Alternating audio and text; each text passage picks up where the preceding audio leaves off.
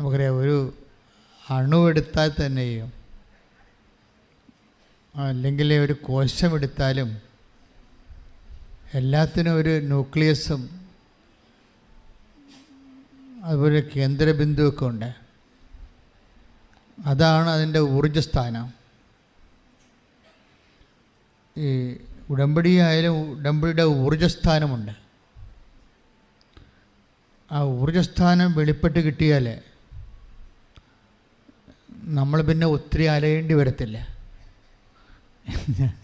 ഞാൻ ഇങ്ങനെ പറയാൻ കാര്യം, കഴിഞ്ഞ ദിവസം ഇവിടെ സുമംഗല എന്ന് പറഞ്ഞൊരു ചേച്ചി സാക്ഷ്യം പറഞ്ഞായിരുന്നു.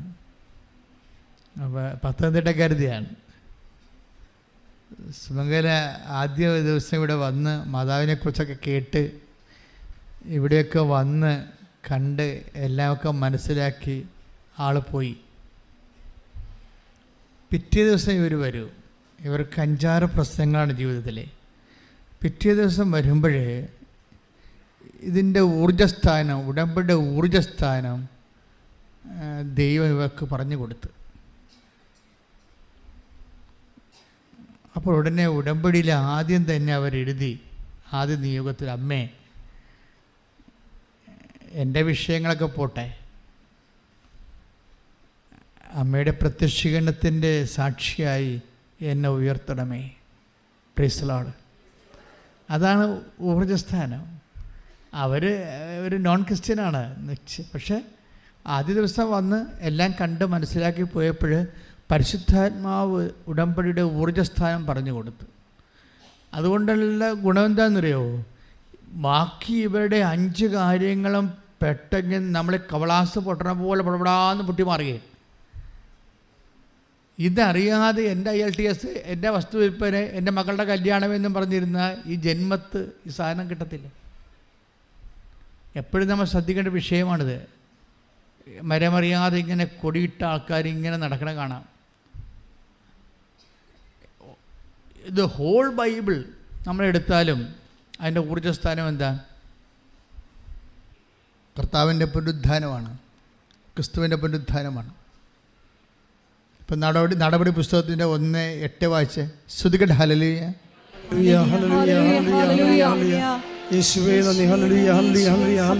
പ്രവർത്തനങ്ങൾ 1:8. നടപടി പുസ്തകം 1:8.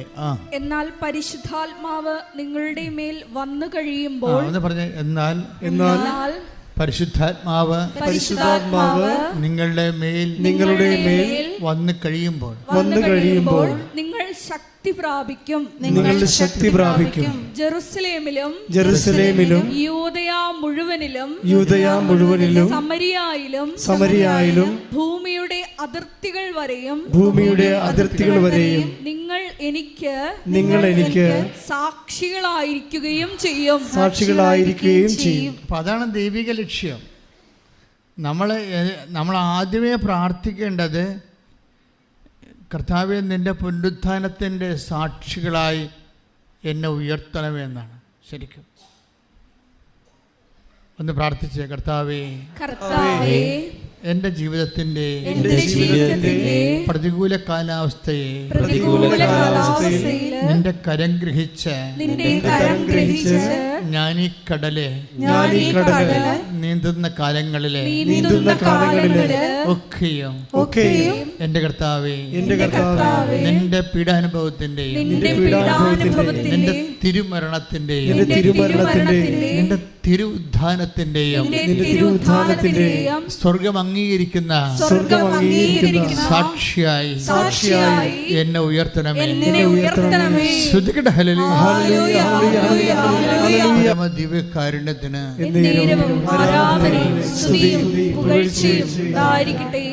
ഈശോയാണെങ്കിൽ ഈ സാക്ഷ്യം കേട്ട് സന്തോഷിക്കുന്ന ഒരാളാണ്. ബൈബിളിലെ നല്ല പ്രസന്നമായ ഭാവം ഈശോയുടേത്. പലപ്പോഴും ഈശോ വളരെ അപൂർവ ഭാവം മാത്രമേ ഈശോ ചിരിക്കത്തുള്ളൂ. ചിരിക്കുന്ന ഈശോയെ നമ്മൾ കാണത്തില്ല ഒരിക്കലും ബൈബിളിൽ. ഈശോ ഒത്തിരി പ്രാവശ്യം ചിരിച്ച് കാണും. പക്ഷേ അപ്പോസ്തലന്മാരുടെ ജീവിതം ഇതൊക്കെ രൂപപ്പെടുത്തിയവൻ്റെ കാലത്ത് രക്തസാക്ഷിത്വത്തിൻ്റെ വഴികളായതുകൊണ്ട് അവർക്ക് ചിരിക്കാൻ സമയം കിട്ടി കാണത്തില്ല. അതുകൊണ്ട് ഈശോൻ്റെ ചിരിയൊന്നും അവർ ഒപ്പിയെടുത്തിട്ടില്ല. ഈശോ നല്ല തമാശയൊക്കെ പറയണയാളാണ്. അത് രസകരമായ കാര്യങ്ങളൊക്കെ കാര്യങ്ങൾ വളരെ കോമഡിയായിട്ട് അവതരിപ്പിക്കുന്ന ആളാണ്. വലിയ ധനവാന്മാരെ കാണുമ്പോൾ ഈശോ പറയും ഇവൻ്റെ കാര്യം പോക്കാണ്. ഇവൻ ഒട്ടകം സൂചിക്കുഴയിലൂടെ പോവുമെങ്കിൽ തീർച്ചയായിട്ടും ഇവനും ഇതിനകത്ത് കയറുമെന്ന്. അത് കോമഡിയല്ലേ ശരിക്കും പറഞ്ഞാൽ? ഒട്ടകം സൂചിക്കുഴയിലൂടെ പോവുമെങ്കിൽ തീർച്ചയായിട്ടും ധനവാന്മാരും ദൈവരാജ്യത്തിൽ പ്രവേശിക്കും. അപ്പം അതിൻ്റെ അകത്തൊരു സട്ടയറുണ്ട്, ശരിക്കും ഒരു ആക്ഷേപകാശമുണ്ട്. പക്ഷേ ഇതൊന്നും അപ്പോസ്തലന്മാരങ്ങനെ പിക്കപ്പ് ചെയ്തിട്ടില്ല. കാര്യം അവരുടെ വഴികളെല്ലാം ജീവനെടുത്ത് കയ്യിൽ പിടിച്ചുകൊണ്ട് ഒരു അടരാട്ടമായിരുന്നു. ക്രിസ്തുവിന് വേണ്ടി സാക്ഷ്യം വഹിച്ചതിൻ്റെ പേരിൽ അവിടെ ജീവൻ അന്വേഷിച്ചവരുടെ കണ്ണുകൾ ഇരുട്ടിൽ എപ്പോഴും തെളിഞ്ഞു വരുമായിരുന്നു. അത് കാരണം സീരിയസ് മൂഡിലാണ് സുവിശേഷം പോകുന്നത് മുഴുവനും. എങ്കിലും ഈശോ സന്തോഷിച്ച സമയമുണ്ട്. അവൻ ആത്മാവിൽ സന്തോഷിച്ചുകൊണ്ട് take the word of God. സ്തുതിക്കട്ടെ. ഹല്ലേലൂയ, ഹല്ലേലൂയ, ഹല്ലേലൂയ, ഹല്ലേലൂയ. യേശുവേ നന്ദി, ആരാധന, ഹല്ലേലൂയ.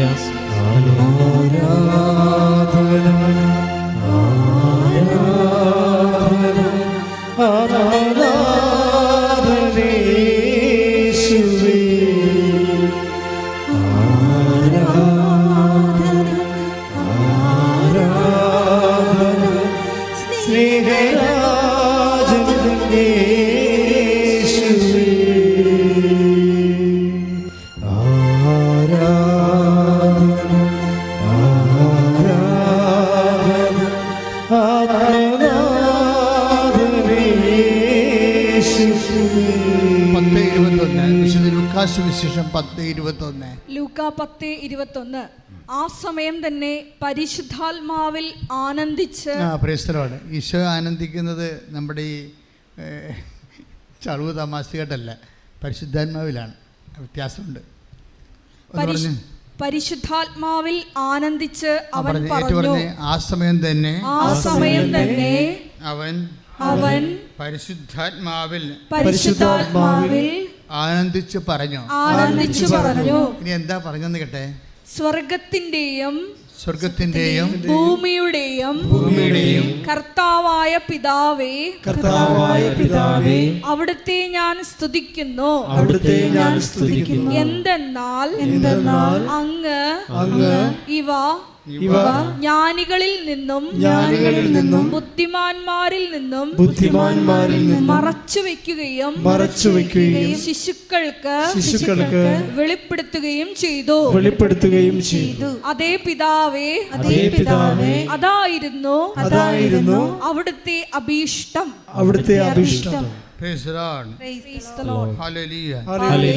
ഇതൊരു വളരെ സന്തോഷത്തിന്റെ മൂഡിൽ ആണ് ഈ സുവിശേഷത്തിന്റെ ഭാഗം പോകുന്നത്.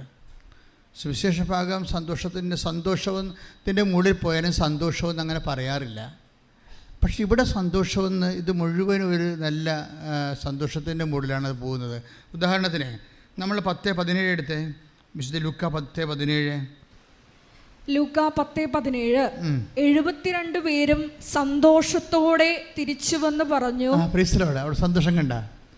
72 പേരും സന്തോഷത്തോടെ തിരിച്ചു വന്ന് പറഞ്ഞു, കർത്താവേ, നിന്റെ നാമത്തിൽ പിശാചുക്കൾ പോലും ഞങ്ങൾക്ക് കീഴ്പ്പെടുന്നു. സാക്ഷ്യം പറഞ്ഞാണ് അവര്. സാക്ഷ്യം കേട്ടാണ് സന്തോഷിക്കുന്നത്. നിങ്ങളൊക്കെ സാക്ഷ്യം പറയുമ്പോൾ ഈശോ സന്തോഷിക്കുന്നുണ്ട്. ശരിക്കും പറഞ്ഞാൽ അപ്പോസ്തലന്മാരെ പറഞ്ഞു വിട്ടിട്ട് സുവിശേഷ വേലക്ക് ഉടമ്പടി എടുക്കുമ്പോൾ നമുക്ക് 3 കാര്യങ്ങളില്ലേ? എന്തൊക്കെയാണ്? പ്രത്യക്ഷീകരണ പ്രാർത്ഥന, അമ്മയുടെ പ്രത്യക്ഷീകരണത്തിൻ്റെ സാക്ഷിയാക്കാൻ പ്രത്യക്ഷീകരണ പ്രാർത്ഥന. പിന്നെ എല്ലാം കർത്താവിൻ്റെ പുനരുദ്ധാനത്തിൻ്റെ സാക്ഷിയാകാൻ വേണ്ടി കർത്താവിനെ അറിയാത്തവരെ അറിയിക്കുന്നു, സുവിശേഷ വേല.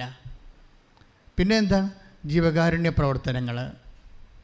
അതും സുവിശേഷത്തിൻ്റെ സ്നേഹത്തിൻ്റെ സാക്ഷികളാണ്. ഇതിനു വേണ്ടിയാണ് ഈ ഉടമ്പടിക്കാർ പോകുന്നത്.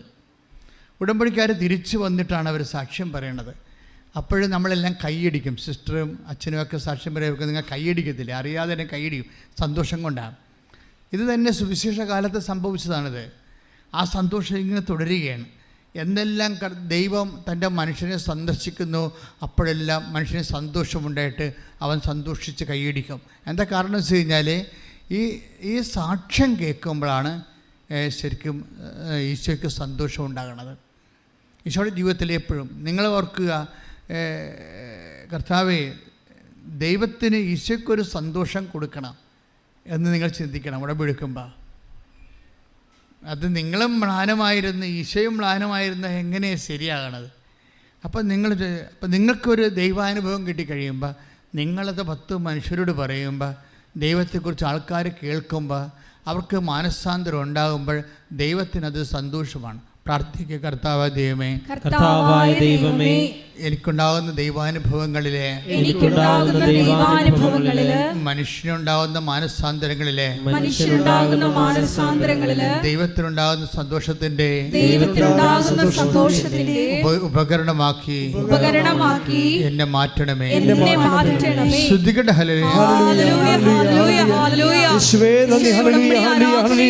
പങ്കെടുക്കുന്ന ഞങ്ങൾക്ക് എല്ലാവർക്കും സാക്ഷ്യത്തിന്റെ സന്തോഷം നൽകണമേ. പരിശുദ്ധ പരമദിവ്യകാരുണ്യത്തിന്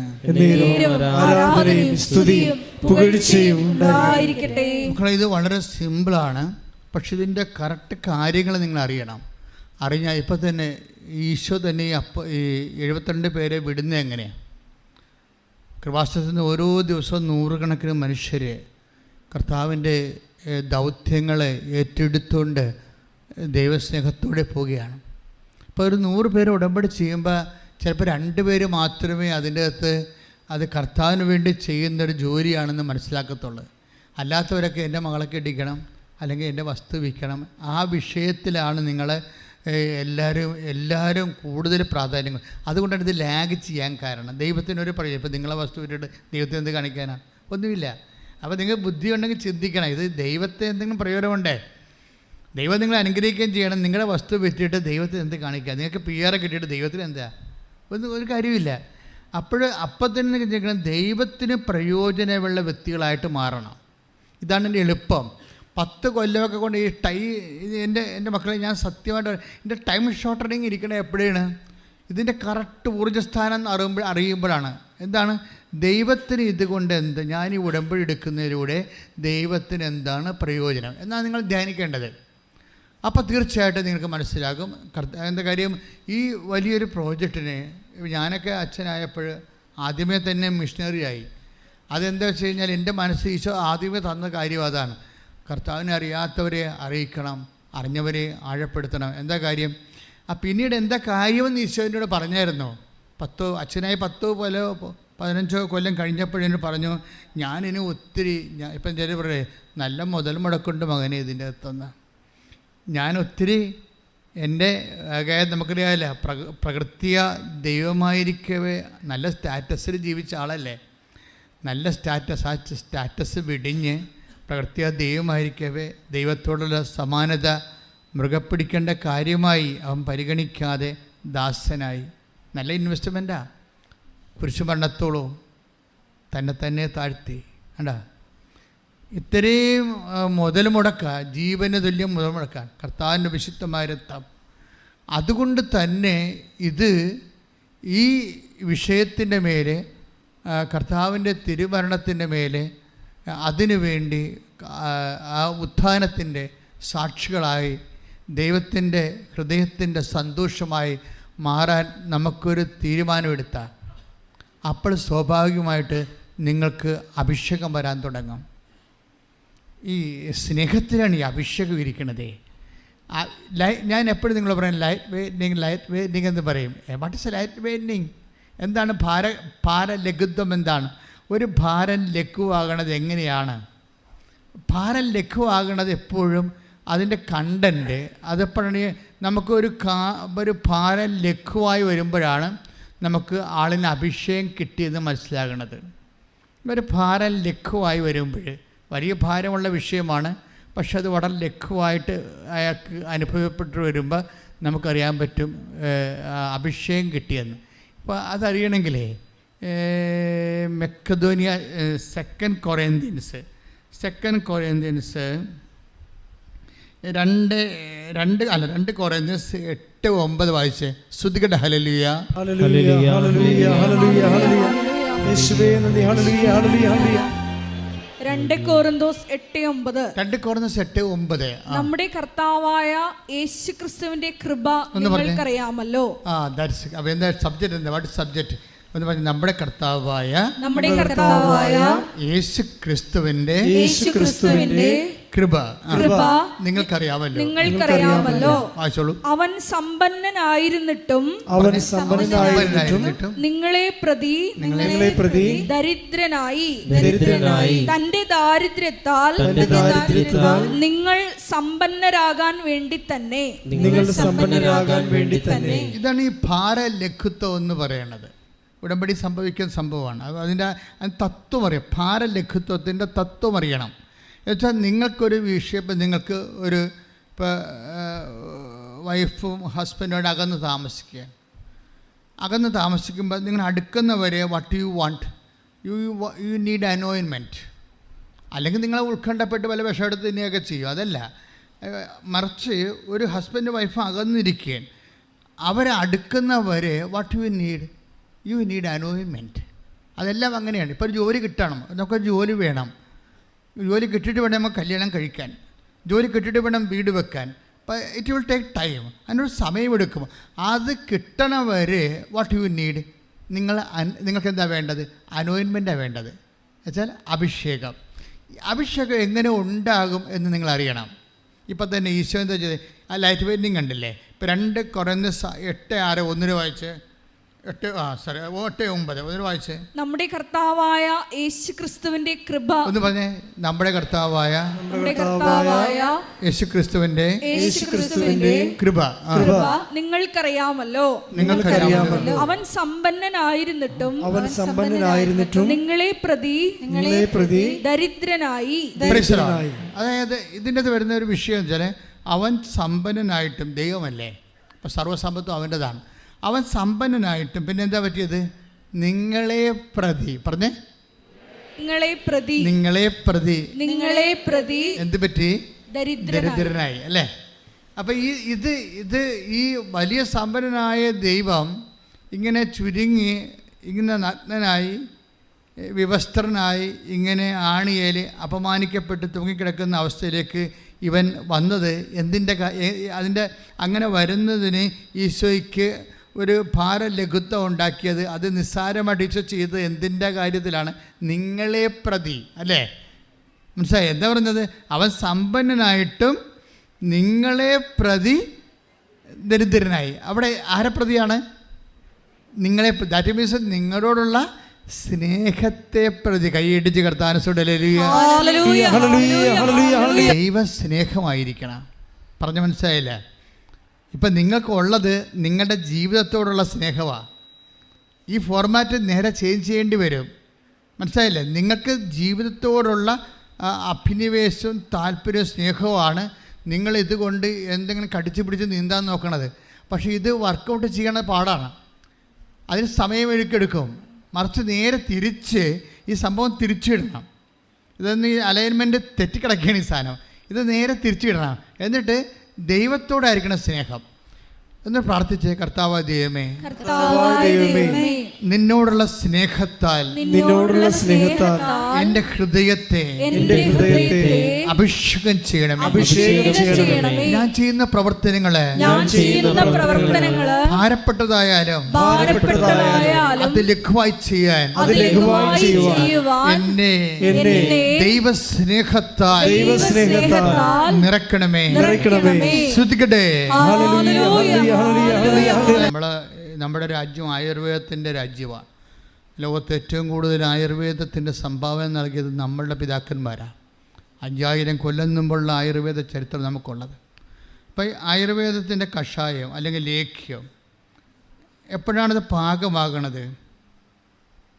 പണ്ടത്തെ ചില വൈദ്യന്മാരൊക്കെ പാകമാകണ സമയത്ത് മുറുക്കത്ത് പോകുമായിരുന്നു. അതിൻ്റെ അകത്ത് പുരാതന കാലങ്ങളിലുള്ള ചരിത്രങ്ങൾ പരിശോധിച്ചാൽ അത് മനസ്സിലാവും. എപ്പോഴാണിത് പാകമാകണത് എങ്ങനെ അറിയാൻ പറ്റും? അത് താഴെ കൊടുത്തിരിക്കുന്ന ഉരുളിയുടെ താഴെയുള്ള തീ, കത്തണ തീ, ഇത് പാകമാകുന്ന അനുസരിച്ച് കൊണ്ട് വളഞ്ഞ് കുത്തി ഇതിനകത്തേക്ക്, ഉരുളിയുടെ അകത്തേക്ക് കത്തി വീഴും, വളഞ്ഞു കുത്തും. അതാണ് അതിന് പാകമെന്ന് പറയണത്. ഒരു ലേഖ്യത്തിൻ്റെ അല്ലെങ്കിൽ ഒരു കഷായത്തിൻ്റെ പാകം, എല്ലാ കഷായമല്ല, അത് മരുന്നിൻ്റെ ഒരു പ്രത്യേകതയാണത്. അതുപോലെ തന്നെ ഉടമ്പടി എപ്പോഴാണ് നിങ്ങൾ ഉടമ്പടിയിലാണെന്ന് നിങ്ങൾക്ക് എങ്ങനെ അറിയാൻ പറ്റും? നിങ്ങൾ ഉടമ്പടിയിലാണ് എന്നെങ്ങനെ അറിയാൻ പറ്റും? നിങ്ങളുടെ പ്രേക്ഷിത വേല അല്ലെങ്കിൽ കർത്താവിൻ്റെ കൈമാറ്റ ശുശ്രൂഷ അത് അല്ലെങ്കിൽ ജീവകാരുണ്യ പ്രവർത്തനം എപ്പോഴാണ് എൻ്റെ മക്കൾക്ക് ഭാരമില്ലാതെ ദൈവസ്നേഹത്തോടെ സിമ്പിളായിട്ട് ചെയ്യാൻ പറ്റണത്, അപ്പോൾ ഉടമ്പടി കത്തുന്നുണ്ട്. ഇതാണ് സംഭവം. അല്ലാതെ മനസ്സിലായില്ലേ? ഇത് വളരെ സീരിയസ് ആണ്. ഇങ്ങനെ ഇതിന് ടെക്നിക്കാലിറ്റി അറിഞ്ഞാലേ ഉടമ്പടി പെട്ടെന്നാണ് വർക്കൗട്ട് ചെയ്യണത്. കാര്യം ഇതിൻ്റെ ഭാരമില്ല. എപ്പോഴാണ് നിങ്ങളുടെ ഒരു 10 പേപ്പറുണ്ട്, അപ്പോൾ നിങ്ങൾക്ക് ഭയങ്കര തീവ്രമായ ആഗ്രഹമാണ്. എന്താണ്? കർത്താവ് 10 പേപ്പറല്ലേ ഉള്ളു, ഒരു 10 കൂടി കിട്ടിയെങ്കിൽ കർത്താവിനെ മറ്റുള്ളവർ കൂടി അറിയിക്കാമായിരുന്നില്ല. അല്ലെങ്കിൽ ആരെങ്കിലും കാണുമ്പോൾ കർത്താവ് ഇപ്പോൾ എൻ്റെ കൂടെ കയ്യിൽ ഒരു പേപ്പർ ഉണ്ടായിരുന്നെങ്കിൽ കൊടുക്കാമായിരുന്നില്ല എന്നൊക്കെ ചെറിയ ആൾക്കാർ വന്ന് സാക്ഷ്യം പറയുന്നില്ലേ? ദാറ്റ് മീൻസ് അവർ ഉടമ്പടിയിലാണ്. ഉടമ്പടി എടുത്തത് കൊണ്ട് ഉടമ്പടിയിലാകത്തില്ല. ഉടമ്പടിയിലാകണമെന്നുണ്ടെങ്കിൽ ആ ഉടമ്പടിയിൽ ചലിപ്പിക്കുന്ന ആ ഒരു ചാലകശക്തി എന്ന് പറയുന്നത് ദൈവസ്നേഹമാണ്. ആ ദൈവസ്നേഹത്തിലേക്ക് വന്നാൽ നമ്മൾ പറന്ന് വെട്ടി കർത്താവിന് വേണ്ടി വേറെ ചെയ്യും. എന്നിട്ട് നമ്മൾ ടയേർഡാകത്തില്ല. ഞാൻ പണ്ട് എനിക്ക് എപ്പോഴും ഉണ്ടാകുന്നൊരു പ്രശ്നമാണ് ഈ ബ്രോങ്കൈറ്റിസിൻ്റെ പ്രശ്നം. പ്രത്യേകിച്ച് ഡിസംബർ മാസത്തിലൊക്കെ നവംബർ ആകുമ്പോൾ തന്നെ എൻ്റെ പതിരെയൊക്കെ ഇങ്ങനെ എപ്പോഴും സ്വെല്ലിങ് ആകും, ചുമയാവും.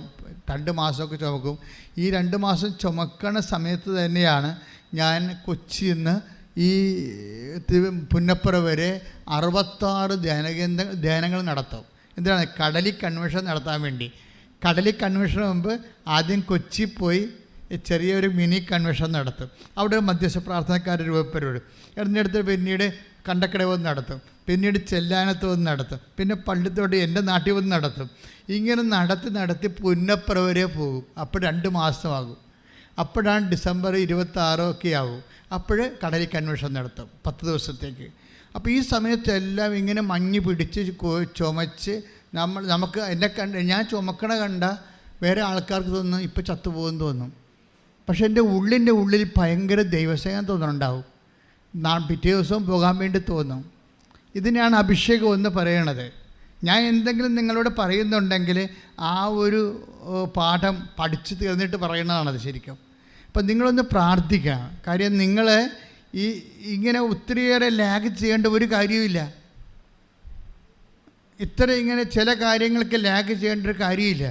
ഇപ്പോൾ കഴിഞ്ഞ ദിവസങ്ങളിൽ ഒരു ചേച്ചി ഒരു സാക്ഷിയോട് വരുന്ന അത് ഈ കഴിഞ്ഞ ദിവസം ഇന്നലെ എന്ന് പറഞ്ഞത് അത് ഗ്രേസി ഡേവിഡിൻ്റെ ഒരു പ്രശ്നം എന്താ? സീരിയസ് വിഷയമാണ്. ഒരു ആൺമകനുണ്ട്, കാണാനില്ല. അതാണ് പ്രശ്നം. 1 മാസമല്ല, 1 വർഷമല്ല, 2 വർഷമല്ല, 3 വർഷമല്ല, 4 വർഷമായിട്ട് ഇവരെക്കുറിച്ചൊരു പിടിയില്ല. 4 വർഷമായിട്ട് നിങ്ങളൊന്ന് ചിന്തിച്ച്, ഒരു മകനുണ്ട് കാണാനില്ലെങ്കിൽ 4 വർഷമായിട്ട് അവനെക്കുറിച്ചൊരു ഫോൺ പോലും കിട്ടിയില്ലെങ്കിൽ അവൻ മരിച്ചില്ലേ? അവൻ മരിച്ചു പോയില്ലേ? എന്തെങ്കിലും പിടിയുണ്ടെങ്കിൽ അമ്മേനെ ബന്ധമുള്ള ആൾക്കാർക്ക് വിളിക്കത്തില്ലേ? ഇല്ല, ആളെ തീർന്നു. അപ്പം മരിച്ചതുപോലെ എല്ലാവരും കരുതുകയാണേ. ഗ്രേസി ഡേവിസിൻ്റെ അമ്മ മരിച്ചതുപോലെ എല്ലാം കരുതുകയാണ്. അപ്പോഴാണ് ഇവർക്ക് കൃപാസനം പത്രത്തിലൊരു കീറ് കിട്ടുന്നത്. അവരത് വായിച്ചു നോക്കിയപ്പോൾ മാതാവ് അവരെ വിളിക്കും. കൃപാസനം പത്രവും നിങ്ങൾ ഒരിക്കലും വിളിക്കരുത്. അത് മാതാവിൻ്റെ കൈയാണ്, നിങ്ങളെ തൊട്ട് വിളിക്കണ കൈയാണ്. കൈ ഇടിച്ച് കർത്താസുണ്ട്. അമ്മനോട് പറയണത് അച്ഛൻ്റെ വന്നാലും റിസൾട്ട് അതല്ലേ എന്നൊക്കെ വിചാരിച്ചുകൊണ്ട് അവരതിനേക്കാൾ cancer 4th stage, kidney 4th stage അതൊക്കെ എടുത്ത് നോക്കുമ്പോൾ ഇവർക്ക് കിട്ടത്തില്ല ചീട്ട്. പക്ഷേ ഇവർക്ക് ഒരു ദിവസം ഇവരോട് യൂട്യൂബിലൂടെ എന്നെ ചേർത്ത് അമ്മ പറയും, അതായത് നീ അച്ഛനെ കാണേണ്ട കാര്യമില്ല, അമ്മയെ കണ്ടാൽ മതി എന്ന് പറയും. അച്ഛനെ കാണേണ്ട കാര്യമില്ല, അത് ഇവർക്ക് അഭിഷേകമായിട്ട് കിട്ടും. ഇവരുടെ ചങ്കിലിക്കൊള്ളൂ. അച്ഛനെ കാണേണ്ട കാര്യമില്ല, അമ്മയെ കണ്ടാൽ മതിയല്ല എന്ന്. അപ്പോൾ ഉടനെ ഇവരെന്നാ ചെയ്യുന്നത് വെച്ച് കഴിഞ്ഞാൽ ഇവരുടെ ടൈം കഴിയുമ്പോൾ ഇവർ വീട്ടിലിരുന്ന് യൂട്യൂബിൽ ആരാധന കൂടും. ഗ്രേസി ഡേവിഡ് തൃശ്ശൂർക്കാരിയാണ്, ഈ ദിവസങ്ങൾ നടന്ന സാക്ഷിയാണ്. അപ്പോൾ വീട്ടിലിരുന്ന് ആരാധന കൂടും. ആരാധന കൂടുമ്പോൾ ആരാധനയിൽ പ്രാർത്ഥനയുടെ സമയത്ത് ഈശോ മെസ്സേജ് പറയും. ഈശോ പറയും, നിങ്ങളുടെ കുടുംബത്തിൽ നിന്ന് ഇറങ്ങിപ്പോയവർ തിരിച്ചു വന്നുകൊണ്ടിരിക്കുന്നതെന്ന് പറയും. നിങ്ങളുടെ കുടുംബത്തിൽ നിന്ന് ഇറങ്ങിപ്പോയവർ തിരിച്ചു വന്നുകൊണ്ടിരിക്കുന്നത് കർത്താവ് അല്ലിച്ചെന്ന് പറയും. ഇതോടുകൂടി ഗ്രേസി ലേവിട്ട് അവിടെ നിന്ന് ചാടി വീഴും അടുക്കളയിൽ നിന്ന്. ആടി കഴിഞ്ഞ് ഭർത്താവിനോട് പറഞ്ഞത്, നമ്മുടെ കാര്യം, നമ്മുടെ ആരാധന ഇന്ന് കൃപാസനത്തിൽ നടന്ന് അവരിവിടെ വന്നിട്ടില്ലേ, നമ്മുടെ ആരാധന നമ്മുടെ മകൻ വരുമെന്ന് കർത്താവ് പറഞ്ഞിട്ടുണ്ടെന്ന് പറഞ്ഞ അച്ഛനോടില്ലേ ഭർത്താവിനോട് പറയും. അവിടെ അതായത് അതോടുകൂടി തന്നെ പിറ്റേ ദിവസം ഇവരെ അവിടെ മകൻ വിളിക്കും. ശ്രുതികട ഹല്ലേലൂയ. ആ പിറ്റേ ദിവസം തന്നെ വീട്ടിൽ വരും. നോക്കിയേ, ഒരു വിഷയം പോണ പൊക്കുണ്ടല്ലേ, എത്ര സ്പീഡാണ്. പക്ഷെ ആ അമ്മയാണ് ഞാൻ അപ്പോൾ ആദരിച്ചത്. കാരണം വെച്ച് കഴിഞ്ഞാൽ അവർ അടുക്കള ഇരുന്നുകൊണ്ട് യൂട്യൂബിൽ കൃപാസനം ധ്യാനം ഓൺലൈൻ കൂടിക്കൊണ്ടിരിക്കുകയാണ്.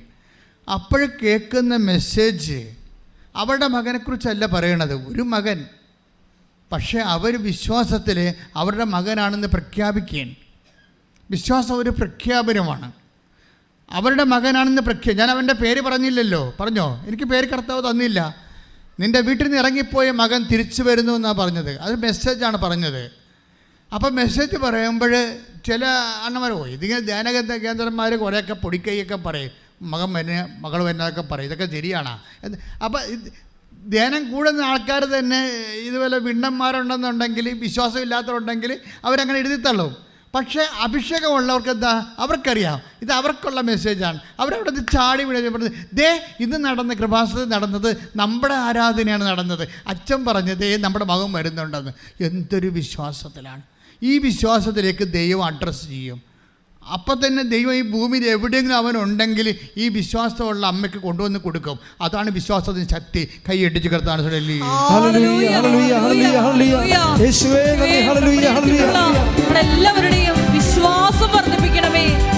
വിശ്വാസം കണ്ടല്ലേ. ഈ വിശ്വാസം തന്നെ ചില സമയത്ത് ഇപ്പം ഗ്രേസ് ഡേവിഡ് ഇത്രയും വിശ്വസിച്ച് മകനെ കിട്ടിയെന്ന് വിചാരിച്ചല്ല, മകനെ കിട്ടിയല്ലോ. എങ്കിലും വിശ്വാസം അപകട മേഖലയിലാണ്. ഒരിക്കലും നമുക്ക് വിശ്വാസം കിട്ടിയെന്ന് പറഞ്ഞാൽ, കഴിഞ്ഞ പ്രാവശ്യം എങ്ങനെ ധ്യാനം അവസാനിച്ചത്? ഒരിക്കൽ പ്രകാശം ലഭിച്ചവർ വീണുപോയാൽ, അല്ലേ? നമ്മൾ ഹെബ്രായർ 4:6 വായിച്ച് ശ്രുതികട ഹല്ലേലൂയ. ഹല്ലേലൂയ ഹല്ലേലൂയ ഹല്ലേലൂയ ഹല്ലേലൂയ ഹല്ലേലൂയ യേശുവേ നന്ദി. ഹല്ലേലൂയ ഹല്ലേലൂയ ഹല്ലേലൂയ ഹല്ലേലൂയ ഹല്ലേലൂയ ഹല്ലേലൂയ യേശുവേ നന്ദി. യേശുവേ 6:4 ശ്രുതികട ഹല്ലേലൂയ. ഹല്ലേലൂയ ഹല്ലേലൂയ ഹല്ലേലൂയ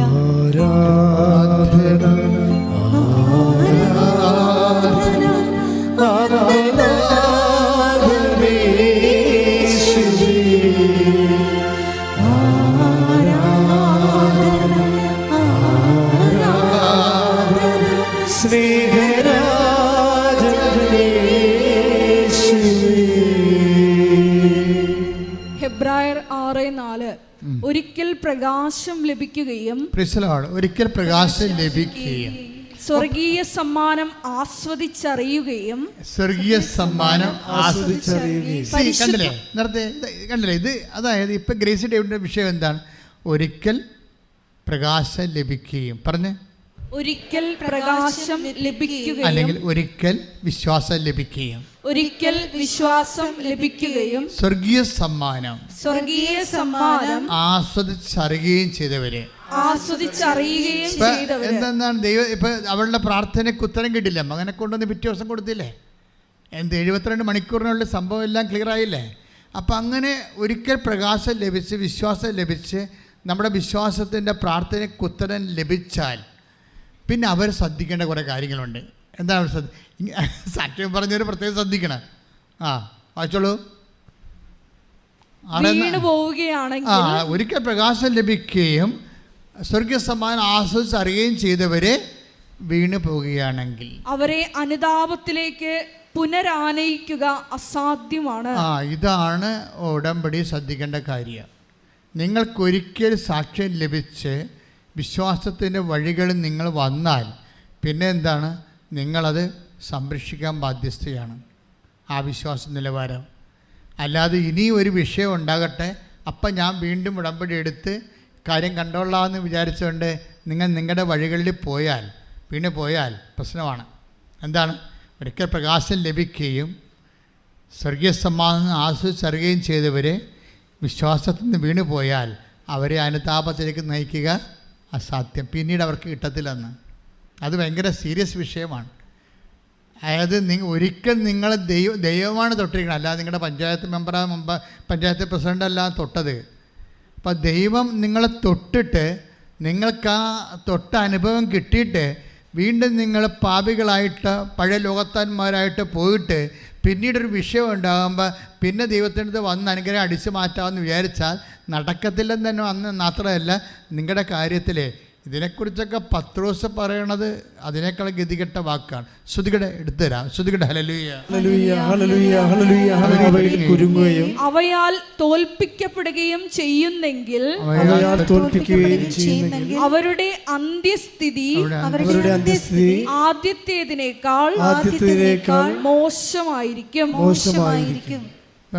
ഈ വീണ് പോണ ആൾക്കാരല്ലേ, വിശ്വാസം ഒരിക്കൽ ലഭിച്ചു, അടയാളം കിട്ടി, സാക്ഷ്യം പറഞ്ഞു, പിന്നീട് ഒരിക്കലും അവർ പിന്നീട് പഴയതുപോലെ ആ കാലം കഴിയുമ്പോൾ വീണ്ടും ലോകത്താനായിട്ട് ജീവിച്ചിട്ട് പിന്നീടൊരു പ്രശ്നം ഉണ്ടാകുമ്പോൾ ദൈവത്തിലേക്ക് വന്നാൽ അവരെ ദൈവം വിളിക്കണത് പന്നി എന്നാണ് വിളിക്കണത്. അതിൻ്റെ താഴത്തെ വായിച്ചേ, 2 പത്രോസ് 2:22. 2 പത്രോസ് 2:22. നായ് ഛർദിച്ചത് തന്നെ വീണ്ടും ഭക്ഷിക്കുന്നു. നായ് ഛർദിച്ചത് തന്നെ പിന്നെയും ഭക്ഷിക്കുന്നു. കുളിച്ച പന്നി ചെളിക്കുണ്ടിൽ വീണ്ടും ഉരുളുന്നു എന്ന പഴമൊഴി അവരെ സംബന്ധിച്ച് ശരിയാണ്.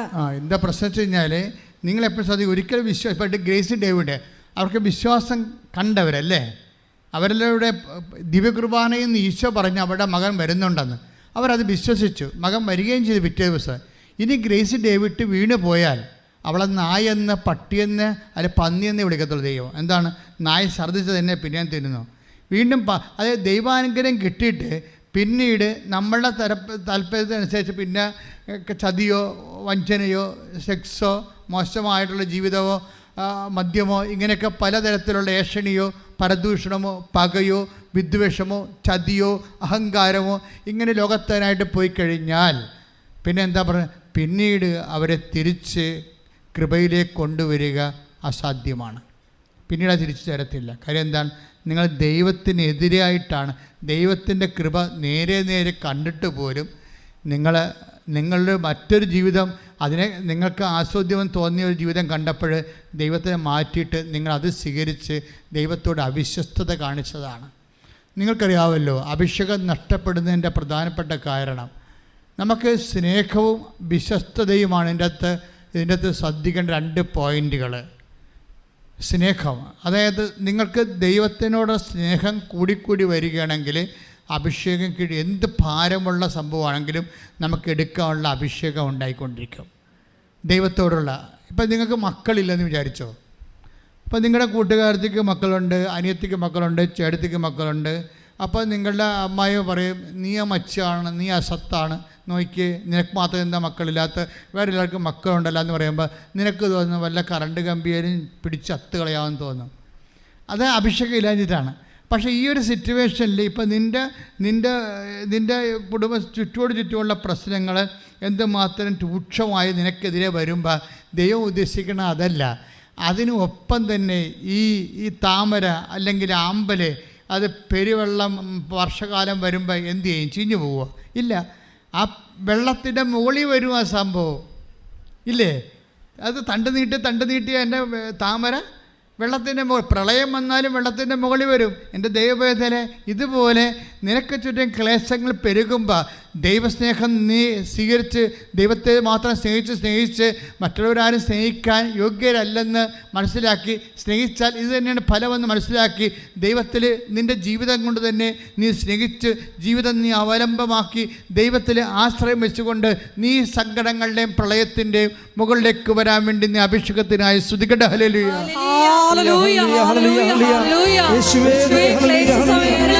വിശ്വാസം പ്രഖ്യാപിച്ചുകൊണ്ട് ദൈവ സ്നേഹത്തിൽ മുന്നേറുവാൻ ഈ ആരാധനയും സ്തുതിയും പുകഴ്ചയും ഉണ്ടായിരിക്കട്ടെ. ഇങ്ങനെ കൊടിയ ക്ലേശങ്ങളിലെ ദൈവസ്നേഹം നിറച്ച് ദൈവത്തിന് വേണ്ടി എനിക്ക് എൻ്റെ മക്കളെ ഈ ഉടമ്പടിയുടെ ഏറ്റവും വലിയ വിജയം എന്ന് പറയണത് നമുക്കറിയാമല്ലോ.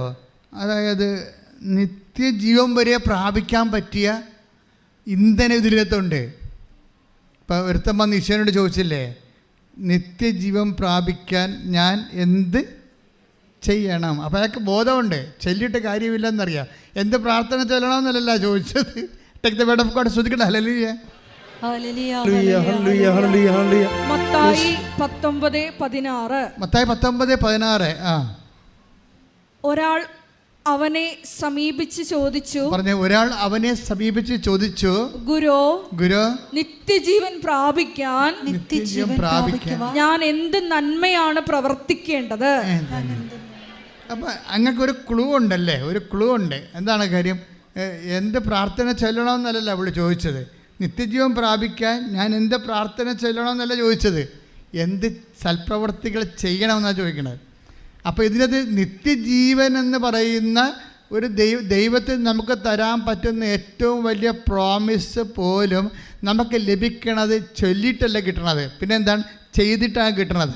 അങ്ങനെയാണെങ്കിൽ ഉടമ്പടിയുടെ അതിനകത്തുള്ള ഫോർമുലയിലുള്ള സൽപ്രവൃത്തികളായാലും കാരുണ്യപ്രവൃത്തികളായാലും സുവിശേഷ പ്രവർത്തനങ്ങളായാലും ഇത് ചെയ്യുന്നതിലൂടെ നിനക്ക് ലഭിക്കുന്ന അഭിഷേകം എന്ന് പറയണത് അത് ഏത് ക്ലേശകാലത്തും ഇപ്പോൾ നിൻ്റെ വീട്ടിൽ പട്ടിണിയും ദാരിദ്ര്യമാണെന്ന് തന്നെ വിചാരിച്ചോ. അപ്പോൾ നിങ്ങൾ ചോദിക്കുക, പിന്നെ ദാരിദ്ര്യം കൊണ്ട് കിറുനാറിയിട്ട് പാടില്ല, പിന്നെയാണ് നാട്ടുകാരെ സഹായിക്കാൻ നടക്കുന്നത്. പക്ഷേ എന്തായാലും സഹായിക്കുന്നതാണ് അഭിഷേകം എന്ന് പറയണത്. മനസ്സിലായ? നിനക്ക് ഇല്ല, ഉള്ളതിൽ നിന്ന് സഹായിക്കുമ്പോൾ ഉള്ളിൻ്റെ ഉള്ളിൽ സന്തോഷം തോന്നുന്നതിനാണ് അഭിഷേകം എന്ന് പറയണത്. അതിനാണ് പരിശുദ്ധാത്മാവ് എന്ന് പറയണത്. Take the word of God. 2 കൊരിന്ത്യർ 8:2. ശ്രദ്ധിക്കട്ടെ. ഹല്ലേലൂയ. യേശുവേ നന്ദി. ഹല്ലേലൂയ ഹല്ലേലൂയ ഹല്ലേലൂയ ഹല്ലേലൂയ. യേശുവേ സ്തുതി. ഹല്ലേലൂയ. 2 കൊരിന്ത്യർ 8:2. എന്തെന്നാൽ ക്ലേശങ്ങളുടെ തീവ്രമായ പരീക്ഷയിൽ അവരുടെ സന്തോഷാധിക്യവും കൊടിയ ദാരിദ്ര്യവും ഉദാരതയുടെ സമ്പത്തായി കരകവിഞ്ഞൊഴുകി. ഇത് മക്കെദോനിയ സഭയെക്കുറിച്ച് പറയണതാണ്. മക്കെദോനിയ സഭ എന്ന് പറഞ്ഞാൽ ആദിമ സഭയിൽ ഒരു സഭയാണ് കൊറിന്ത് സഭ എന്ന് പറഞ്ഞു. ഇപ്പോൾ അതെല്ലാം സ്ഥലങ്ങളുടെ പേരാണ്. ആ സ്ഥലത്തുള്ള സഭയ്ക്കാണല്ലേ പൗലോസ് അപ്പോസ്തലൻ കത്ത് എഴുതണത്. അപ്പോൾ ആ മക്കെദോനിയ സഭയിൽ ഭയങ്കര ദാരിദ്ര്യമൊക്കെ ഉണ്ടെങ്കിലും അവർ പിരിവെടുത്ത് മറ്റുള്ളവരെ സഹായിക്കുമായിരുന്നു സന്തോഷത്തോടെ. മനസ്സിലായ? അവർക്ക് ദാരിദ്ര്യമാണ്, എന്നാലും ദൈവസ്നേഹം നിറഞ്ഞിട്ട് അവർക്ക് എങ്ങനെയെങ്കിലും ആരെങ്കിലും സഹായിക്കണം. അവർ പറയും, ഞങ്ങളെ കൂടി കൂട്ടി, ഞങ്ങളെന്തിനാണ് തഴഞ്ഞത്? അവരെ സഹായിക്കുന്നതിൽ നിന്ന് എന്തിനാണ് ഞങ്ങളെ തഴഞ്ഞത്? ഞങ്ങൾക്ക് ഇല്ലാത്ത വല്ലാത്ത നിങ്ങളെന്തിനാണ് അറിയണത്? ഞങ്ങൾക്ക് സന്തോഷമുണ്ടല്ലോ, സ്നേഹമുണ്ടല്ലോ അവരെ സഹായിക്കാൻ, ഞങ്ങളെയും കൂടി അതിനകത്ത് പങ്കെടുപ്പിക്കാൻ പറഞ്ഞിട്ട് ഇവർക്ക് ഈ കൊടിയ ദാരിദ്ര്യത്തിലും ആണെങ്കിലും ഇവർക്ക് ആന്തരികമായിട്ട് കൊടുക്കാൻ ഭയങ്കര സന്തോഷമാണ്. ഇതിനെ അഭിഷേകം എന്ന് ബൈബിള് പറയണത്. ബൈബിളെ അങ്ങനെ പറയത്തുള്ളൂ. അതിനാണ് സത്യവേദ പുസ്തകം എന്ന് പറയണത്. കൈയിട്ടിച്ച് കർത്താവേ.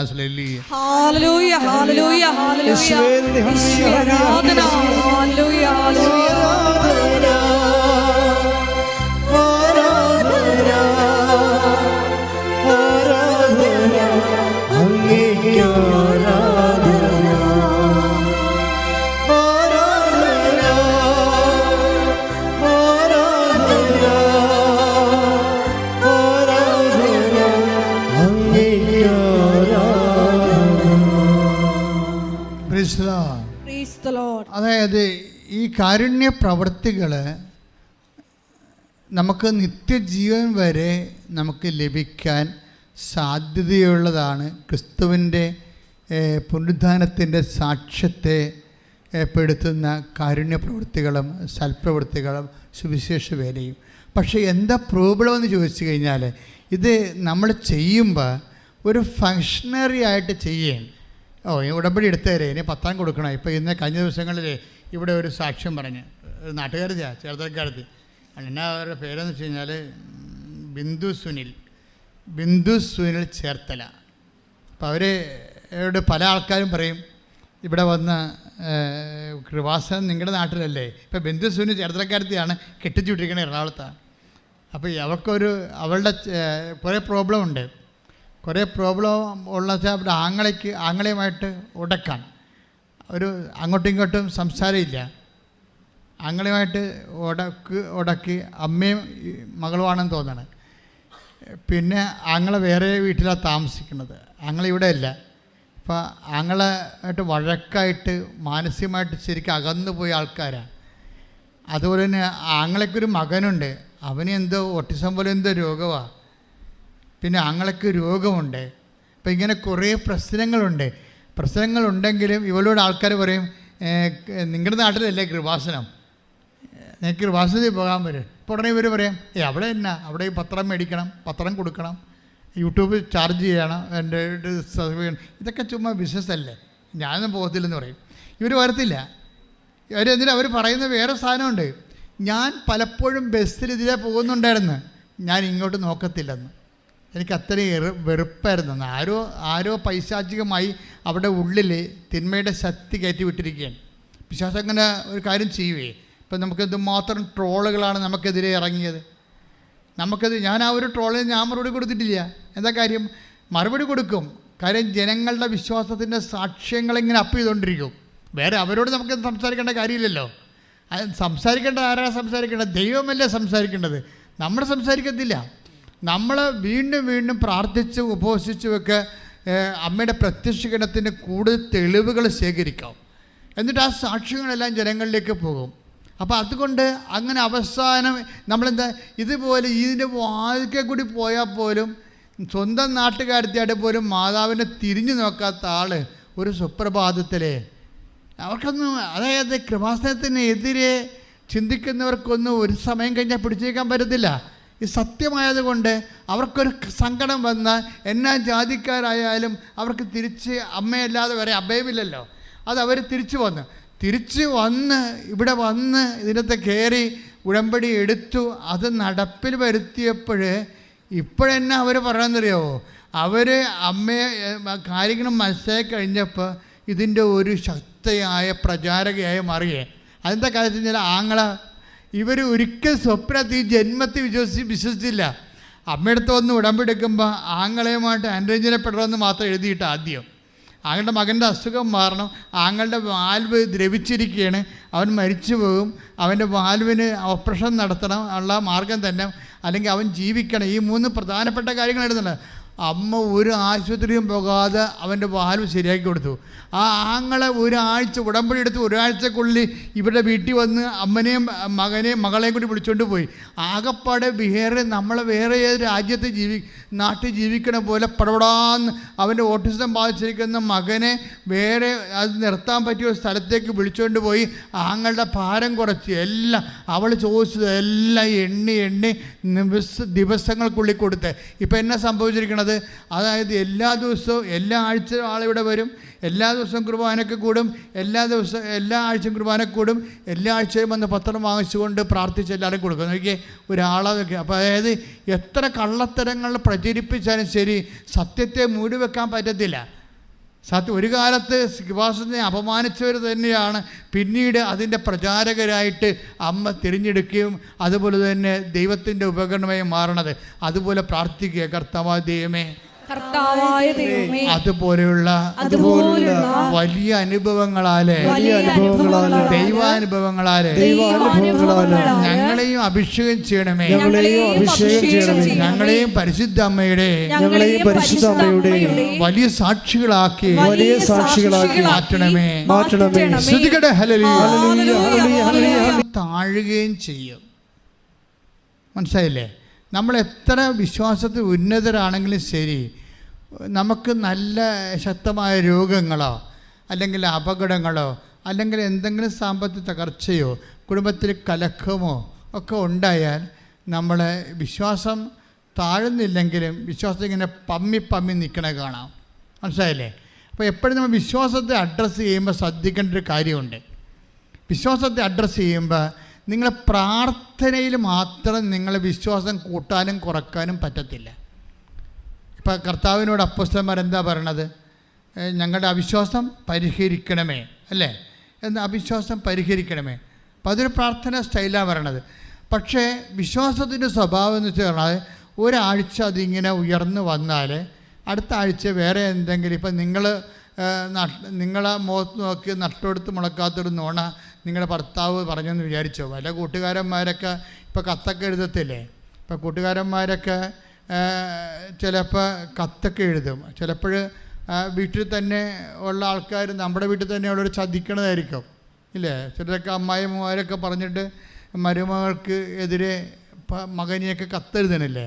അപ്പോൾ കത്തെഴുതിയിട്ട് അവൾ അങ്ങനെയാണ്, അവൾ എപ്പോഴും മൊബൈലാണ്, എപ്പോഴും രാത്രി പോകാൻ വിളിയാണ്, ആരെ വിളിക്കണമെന്ന് അറിയാൻ പാടില്ല.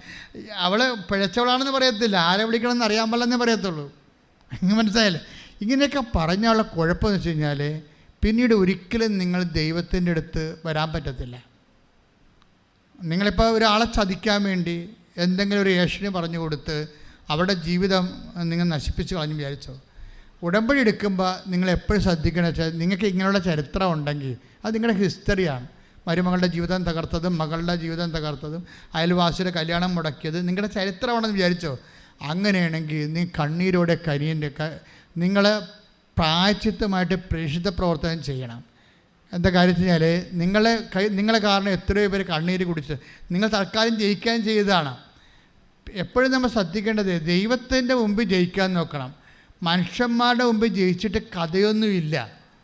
കുറച്ച് കഴിയുമ്പോൾ അവരും ചാകും നമ്മളും ചാകും. പിന്നെ ആര് ജയിച്ച് ആര് തോറ്റെന്ന് എങ്ങനെ അറിയാൻ പറ്റും? പറഞ്ഞാൽ മനസ്സിലായില്ലേ? ഇപ്പം നിങ്ങൾ അയൽവാസിയുടെ ജയിച്ചു, അല്ലെങ്കിൽ നിങ്ങളുടെ കൂട്ടുകാരത്തിൻ്റെ ജയിച്ചു, ഇപ്പം കുറച്ച് കഴിയുമ്പോൾ നിങ്ങളും ചത്ത് അവരും ചത്ത്, തീർന്നില്ല പരിപാടി. അപ്പോൾ അതോടുകൂടി ആര് ജയിച്ച് ആരെ തോറ്റെന്ന് അറിയാൻ പറ്റത്തില്ല. ഗാലറിയിൽ ഇരിക്കുന്നവർക്ക് കൈയടിക്കാൻ മാത്രമേ പറ്റത്തുള്ളൂ. പക്ഷേ നിങ്ങളുടെ വാദിയും പ്രതിയും ഈ മണ്ണിൽ മരിച്ചു വീഴും കുറച്ച് കഴിയുമ്പോൾ. ഒരാഴ്ച മുമ്പ് മരിക്കുമെന്നേ ഉള്ളൂ, ചിലപ്പോൾ അത്രേ ഉള്ളൂ. അപ്പം അതുകൊണ്ട് ഈ മനുഷ്യന്മാരുടെ മുമ്പിൽ ജയിക്കുക എന്നുള്ള ജഡികമായ ഈ ആത്മാവിൻ്റെ പ്രവർത്തനങ്ങളില്ലേ, അതിനോട് ഗുഡ് ബൈ പറയണതാണ് ഉടമ്പടി പെട്ടെന്ന് കയറി കത്താൻ എളുപ്പം. അപ്പം നിങ്ങളൊന്ന് ചിന്തിക്കണം, ആരുടെയെങ്കിലും ജീവിതം നശിപ്പിച്ച് കളഞ്ഞിട്ടുണ്ടോ? ആരുടെയെങ്കിലും ഇപ്പം കടക്കാരെന്നൊക്കെ പറയണത് ആരാണ്? മേടിച്ചിട്ട് കൊടുക്കത്തില്ലെന്നും നിങ്ങൾക്ക് മനസ്സുകൊണ്ട് മേടിക്കൂ എന്നൊക്കെ പറയുന്ന ആൾക്കാരില്ലേ.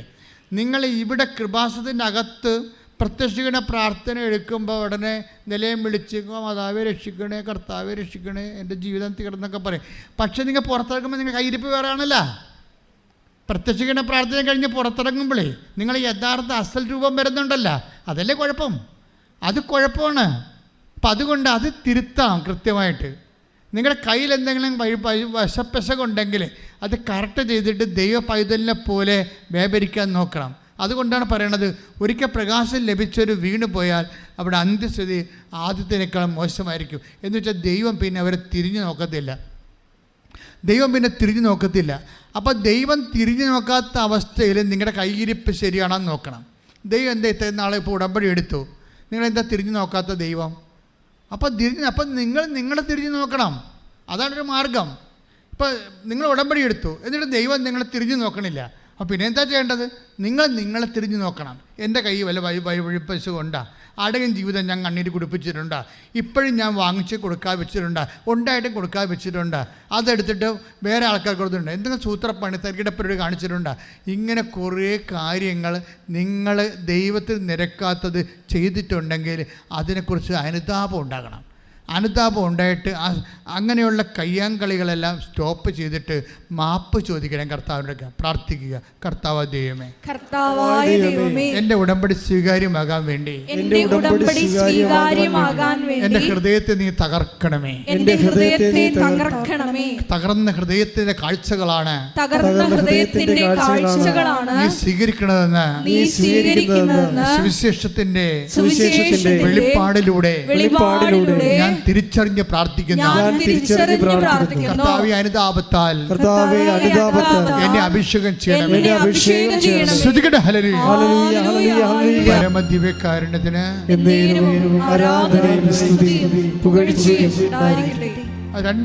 മൂന്ന് കാര്യങ്ങളാണ് നമുക്ക് വിശ്വാസത്തിൽ നമ്മളെ ശക്തിപ്പെടുത്തി നിർത്തണത്. കാര്യം വിശ്വാസം എല്ലാവർക്കും വിശ്വാസം തളർന്നു പോകുന്നതിൻ്റെ കാരണം പ്രാർത്ഥന മാത്രം വിശ്വാസം ഉയർത്താൻ വേണ്ടി ഉപയോഗിച്ചിട്ടാണ്. ചില കാര്യം വിശ്വാസത്തിന് അങ്ങനെ ഒരു കുഴപ്പമുണ്ട്. അത് ഈ ആഴ്ചയിലൊരു 50 പോയിൻ്റ് നിൽക്കണമെങ്കിൽ അടുത്ത ആഴ്ച 40 പോയിൻ്റൊക്കെ താഴുവത്. മനസ്സിലായ? വിശ്വാസത്തിന് അങ്ങനെ ഒരു കുഴപ്പമുണ്ട്. ഈ വിശ്വാസത്തിന് സ്റ്റാറ്റിക്കായിട്ട് നിർത്താനും കയറ്റി വീഴാനുള്ള ഒരു മാർഗമെന്ന് പറയണത്, ഇപ്പം നമുക്കറിയാമില്ലേ, വിശ്വാസത്തിൻ്റെ പെട്ടെന്നാണ് നല്ല തികഞ്ഞ വിശ്വാസമാണെങ്കിൽ പെട്രോൾ പോലെ കത്തണം. എന്താ കാര്യം? അത് പക്ഷേ അത് കുഴപ്പമെന്ന് വെച്ചാൽ വിശ്വാസം താഴാതിരിക്കാനുള്ള 3 കാര്യങ്ങളുണ്ട്. എന്തൊക്കെയാണെന്ന് വെച്ചാൽ, ഒന്ന്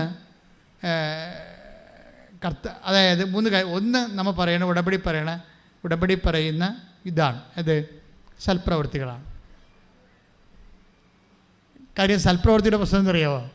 സൽപ്രവൃത്തി ചെയ്താൽ ദൈവം നമ്മുടെ കൂടെ നിൽക്കും. അതാണ് വിശ്വാസം താഴാതിരിക്കാനുള്ള മെയിൻ സംഭവം. ഒന്ന് സൽപ്രവൃത്തിയാണ്. എന്താ കാര്യം എന്നറിയാമോ? സൽപ്രവൃത്തി നമ്മൾ ചെയ്യണം. ഇപ്പോൾ എന്തുമാത്രം സൽപ്രവൃത്തി നമ്മൾ ചെയ്യുന്നുണ്ട്. ചെയ്തു കഴിഞ്ഞാൽ ദൈവം നമ്മുടെ കൂടെ നിൽക്കും. ദൈവം നമ്മുടെ കൂടെ നിന്ന് ആ വിശ്വാസം താഴുക ഇല്ല. ഇപ്പം നമ്മൾ തോബിത്ത് 12:12 എടുത്തേ. തോബിത്ത് 12:12 ശ്രുതിക്കട്ടെ. ഹല്ലേലൂയ, ഹല്ലേലൂയ, ഹല്ലേലൂയ, ഹല്ലേലൂയ, യേശുവേ നന്ദി, യേശുവേ സ്തുതി, ഹല്ലേലൂയ, ഹല്ലേലൂയ, ഹല്ലേലൂയ, ഹല്ലേലൂയ, യേശുവേ ആരാധന, ആരാധന, ആരാധന. തോബിത്ത് 12:12 നീയും നിന്റെ മരുമകൾ സാറായും പ്രാർത്ഥിച്ചപ്പോൾ നിങ്ങളുടെ പ്രാർത്ഥന പരിശുദ്ധനായവനെ ഞാൻ അനുസ്മരിപ്പിച്ചു. നീ മൃതരെ സംസ്കരിച്ചപ്പോൾ ഞാൻ നിന്നോടൊത്തുണ്ടായിരുന്നു. അതാണ് സംഭവം. 12:13 തോബിത്ത് 12:13 എന്താ സംഭവം? അത് ഞാൻ നിങ്ങളോട് പറഞ്ഞത് എന്താണ്? വിശ്വാസം പ്രാർത്ഥനയിൽ മാത്രം അവലംബിച്ചു കഴിഞ്ഞാൽ വിശ്വാസം താഴാൻ സാധ്യതയുണ്ട്. ഓരോ ദിവസം ഗ്രാഫ് പൊങ്ങിയും താന്നും കിടക്കും. പക്ഷേ നമ്മൾ വിശ്വാസത്തെ പ്രാർത്ഥനയുടെ ഫോർമാറ്റിൽ നിന്ന് മാറ്റിയിട്ട് പ്രവൃത്തിയുടെ ഫോർമാറ്റിൽ കൊണ്ടുവന്ന് വെച്ച് കഴിഞ്ഞാലുള്ള ഗുണം എന്താ? തോബിത്ത് 12:13 ഒന്നിന് വായിച്ച്, നീ മരിച്ചവരെ സംസ്കരിച്ചപ്പോൾ പറഞ്ഞേ, നീ മരിച്ചവരെ സംസ്കരിച്ചപ്പോൾ ഞാൻ നിന്നോട് കൂടെ ഉണ്ടായിരുന്നെന്ന്. ഞാൻ നിന്നോട് കൂടെ ഉണ്ടായിരുന്നു. അതായത് ഈ മനുഷ്യരെ മരിച്ചവരെ സംസ്കരിക്കാൻ പോയത് നമ്മൾ കഴിഞ്ഞ പ്രാവശ്യം കണ്ടാണ്. പെന്തക്കോസ്താ ദിവസം നല്ല വിഭവസമൃദ്ധമായ ഊണിൻ്റെ സമയത്താണ്. ഊണ് കഴിക്കാൻ പോകുമ്പോൾ മകനോട് പറഞ്ഞ്, നമ്മുടെ ആരുടെയെങ്കിലും പാവപ്പെട്ടവരുണ്ടെങ്കിൽ വിളിച്ചോണ്ട് വരാൻ പറഞ്ഞു. അവൻ പോയിട്ട് തിരിച്ചു വരുമ്പോൾ മരിച്ച ആൾക്കാരെക്കുറിച്ചാണ് അവൻ പറയണത്. മരിച്ചുപോയ ആൾക്കാരുടെ ജഡം കിടക്കണമെന്നാണ് പറഞ്ഞ്, പട്ടണത്തിൽ കിടപ്പുണ്ടെന്നാണ് പറഞ്ഞത്. ഉടനെ ഈ മനുഷ്യൻ ആ ഭക്ഷണം കഴിച്ചില്ല. ആ ഭക്ഷണം കഴിക്കാതെ, തൻ്റെ ഉച്ചഭക്ഷണം കഴിക്കാതെ നേരെ ഓടിപ്പോയി ആ ശവത്തെ സംസ്കരിച്ചതിനെക്കുറിച്ചാണ് ദൈവം പറയണത്. നീ ഉച്ചഭക്ഷണം പോലും കഴിക്കാതെ നീ ത്യാഗം അനുഭവിച്ചുകൊണ്ട് നീ ആ ശവം മറവ് ചെയ്യാനുള്ള കാരുണ്യപ്രവൃത്തി ചെയ്തപ്പോൾ ഐ വാസ് വിത്ത് യു, ഞാൻ നിൻ്റെ കൂടെ ഉണ്ടായിരുന്നെന്ന്. അതുകൊണ്ട് എൻ്റെ ദൈവവേദനെ എപ്പോഴെങ്കിലും പ്രാർത്ഥന കൊണ്ട് വിശ്വാസത്തെ നിലനിർത്താൻ നമുക്ക് ഒരു പരിധി കഴിഞ്ഞാൽ പറ്റത്തില്ല. പിന്നെ ഉള്ളത് നമ്മുടെ മുമ്പിലുള്ളത് സാക്ഷ്യം സൽപ്രവൃത്തികളാണ്. പ്രാർത്ഥിക്കുക, കർത്താവായ ദൈവമേ, ഉടമ്പടി പ്രകാരമുള്ള സൽപ്രവൃത്തികള് ദൈവസ്നേഹത്തോടെ ചെയ്തുകൊണ്ട് ദൈവത്തിന്റെ സാന്നിധ്യത്തില് ജീവിക്കുവാൻ എന്നെ സഹായിക്കണമേ. ശ്രുതിക്കട്ടെ.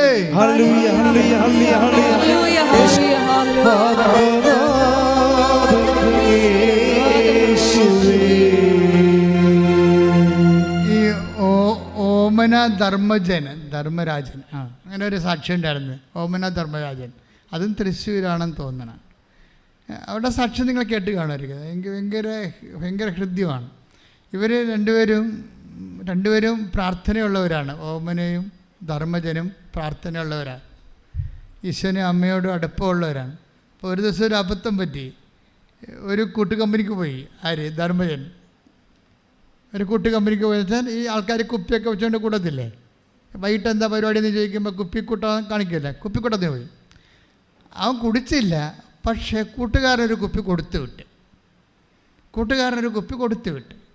ആ കൊടുത്തു വിട്ടത് ഈ ഓമനെ പറ്റിച്ച് ഈ മനുഷ്യൻ ഈ ഉടുപ്പിൻ്റെ അകത്ത് വെച്ച്, മുണ്ടിൻ്റെ അകത്ത് വെച്ച് നേരെ തൊഴുത്തിലങ്ങോട്ട് കൊണ്ടുപോയി ഒളിപ്പിച്ച് വെച്ച്, ആ ബ്രാൻഡി ഒളിപ്പിച്ച് വെച്ച്. പക്ഷേ ഇതോടുകൂടി ആ വീട്ടിൽ അലയുമ്പോൾ അങ്ങോട്ട് പോവുകയാണ്. ഓമനത് കണ്ടില്ല. പക്ഷേ ഇവൾക്ക് പെട്ടെന്ന് ഒരു ബോധക്കേടുണ്ടായി, ശ്വാസം മുട്ടലൊക്കെ ഉണ്ടായി. ഇവൾ നിലവിളിച്ച് നിലത്ത് വീണിട്ട് ഉടനെ മകളോട് പറയും, ഒരു പേന എടുക്ക്, ഒരു പേപ്പർ എടുക്കുക, വെളിവില്ലാതൊക്കെ പറയും. ഒരു പേന എടുക്ക്, ഒരു പേപ്പർ എടുക്കുക എന്നൊക്കെ പറയും. അപ്പോൾ അമ്മ നിലത്ത് കിടക്കുകയാണ്. ഉടനെ മകള് ആ ആ അമ്മ ചോദിച്ചതിന് വേണ്ടി മരുന്നെടുക്കാൻ ചോദിക്കണ പോലുള്ള ഒരവസ്ഥയാണ്. അത് കാരണം മകൾ കൊണ്ട് പേനയും പേപ്പറും കൊടുക്കും. എന്നിട്ട് നെഞ്ചത്ത് വെച്ച് ഇവളെ എന്തൊക്കെ കുത്തിക്കുറിക്കും. അവളുടെ ബോധം പോയി, റിലേ പോയിരിക്കുന്ന ആൾ കരഞ്ഞ് അവിടെ നിലത്ത് വീണ് ഉരുണ്ട് പല്ലാത്ത അവസ്ഥയായി. എന്നിട്ടിങ്ങനെ കുത്തിക്കുറിക്കും. ഉടനെ ഇവളുടെ ഭർത്താവ് ഇത് മേടിക്കുമ്പോൾ അതിനകത്ത് എഴുതി വെച്ചിരിക്കുന്നത് എൻ്റെ പിഴ, എൻ്റെ വലിയ പിഴ. അപ്പോൾ ഇത് വായിച്ചോടുകൂടി ഈ മനുഷ്യൻ കിടന്ന് കാറ് നിലവിളിക്കും, എൻ്റെ പിഴ, എൻ്റെ വലിയ പിഴ. അതോടുകൂടി ആ മനുഷ്യൻ ഇപ്പം മാപ്പ് പറയും. എടി, ഇതാണ് വിഷയം. അതായത് പരിശുദ്ധാത്മാവിൻ്റെ പ്രവർത്തനം, നമ്മൾ ദൈവത്തിൻ്റെ കൂടെയാണ്, ഡിവൈൻ സോണിലാണെങ്കിലേ ദൈവം നമ്മൾ ആ കുടുംബത്തെ ദൈവം സംരക്ഷിക്കും. അയാൾ എല്ലാ കുടുംബം നശിക്കാൻ പോകരുന്ന്. പാത്ത് കൊണ്ടുവന്ന് മദ്യം വെച്ച് കുടിച്ച് രഹസ്യത്തിൽ കുടിച്ച് പിന്നെ ആ സ്വഭാവം മാറി, പ്രാർത്ഥനാ ജീവിതം മാറി, ആ കുടുംബത്തിൻ്റെ സമാധാനം നഷ്ടപ്പെട്ട് തകരാൻ പോകരുന്ന്. അപ്പോഴുടനെ ആത്മാവിൽ പ്രവേശിച്ചിട്ട് ഇവൾക്കറിയത്തില്ല ഇവൾ എന്താണ് ഈ നെഞ്ചത്ത് വെച്ച് എഴുതിക്കൊണ്ടിരിക്കണമെന്ന്. പക്ഷെ വായിക്കുന്നവർക്കറിയാം എൻ്റെ പിഴ, എൻ്റെ വലിയ പിഴയാണ്. അതായത് പ്രാർത്ഥന എന്തുമാത്രം സംരക്ഷണമാണെന്ന് നമ്മൾ അറിയണം. പിന്നീട് ഓമനയുടെ ബാക്കി സാക്ഷ്യം അതോടെ കുടുംബം രക്ഷപ്പെടുകയാണ്. അതല്ല, ഓമയുടെ ബാക്കി സാക്ഷ്യം കേൾക്കണം. ഓമൻ അവസാനം പറയുന്നൊരു കാര്യമാണ് എന്നെ സ്പർശിച്ചത്. കാര്യം, ഞാൻ എവിടെ പോയാലും ഒരു പൊതി ചോറെടുത്ത് എൻ്റെ ബാഗിൽ വെച്ചുകൊണ്ടാ പോകണമെന്ന്. ഞാൻ എവിടെ പോയാലും എന്തിനാണെന്നറിയാമോ? ആരെങ്കിലും രോഗികളെ എവിടെയെങ്കിലും വെച്ച് കണ്ടാൽ, ഇല്ലാത്തവരെ കണ്ടാൽ കൊടുക്കാൻ വേണ്ടിയാണ്. അതാണ് സൽപ്രവൃത്തി എന്ന് പറയണത്. ദൈവം നമ്മളെ വിട്ടു മാറത്തില്ല. നിൻ്റെ ഭർത്താവോ നീയോ നിൻ്റെ കുടുംബമോ നിൻ്റെ മക്കളോ നശിക്കാൻ ദൈവം അനുവദിക്കത്തില്ല. കൈയിടിച്ച് കിടത്താൻ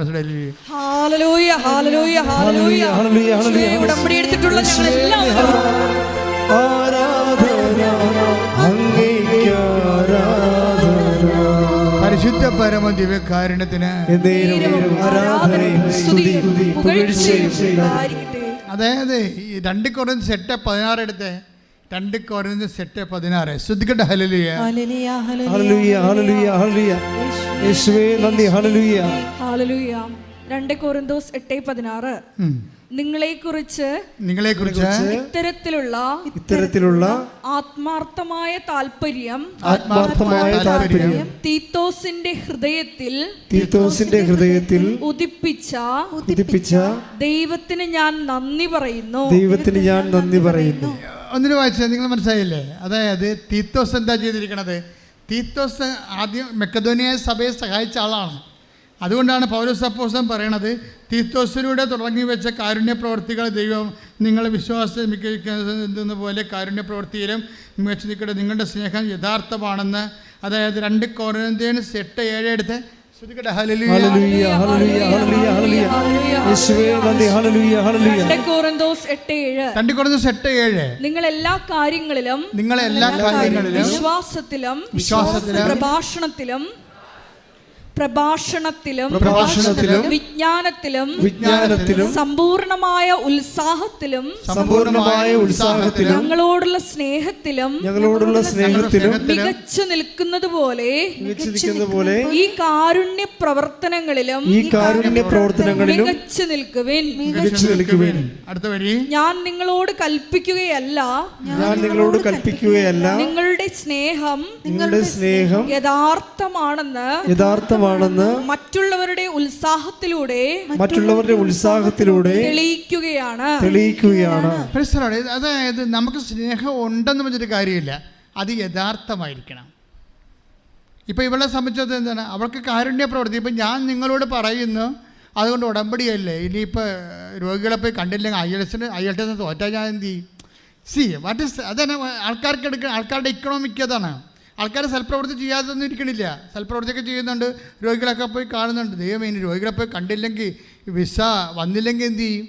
ഇതാ സാധാരണ പ്രശ്നം. അതായത് നിങ്ങളുടെ വിഷയമാണ്, അല്ല ദൈവത്തിൻ്റെ വിഷയമല്ല.